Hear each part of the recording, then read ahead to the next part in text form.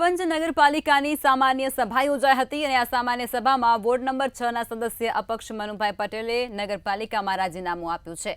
સભ્યના રાજીનામાથી કપડવંજ નગરપાલિકામાં ખળભળાટ જોવા મળી રહ્યું છે, જેમાં વિકાસના કામો ન થતા હોવાથી વોર્ડ નંબર 6 ના અપક્ષ સભ્યોએ પોતાનું રાજીનામું આપ્યા હોવાનું સામે આવ્યું છે અને જેને જ લઈ કપડવંજ શહેરમાં રાજકારણ ગરમાયું છે। નગરપાલિકાની મિલકતો ભાડાપટ્ટે આપેલી ટોકન ભાડાથી એ મિલકતો પબ્લિકે વેચી દીધી તો સુધી નગરપાલિકા કશું કરતી નથી। અમે 3-4 વખત અરજી આલેલી છે લેખિતમાં। બીજી વાત કે વિકાસના કામોની અંદર અમારો 6ઠ્ઠા વોર્ડનો રોડ છેલ્લા 10 વર્ષથી ખખડધજ છે, તો એના માટેનું કોઈ એક્શન લેતા નથી। બીજા નંબરમાં કપડવંજની અંદર આશરે 10 કરોડ રૂપિયાનો ખર્ચો કરીને સ્ટ્રીટ લાઇટો નાખેલી છે, બરાબર। તો એ આમાંથી 50% તો બંધ છે અંધારપટ આખા કપડવંજમાં। છેલ્લા કર્મચારીઓનો પગાર છેલ્લા 4 મહિનાથી નથી થયો।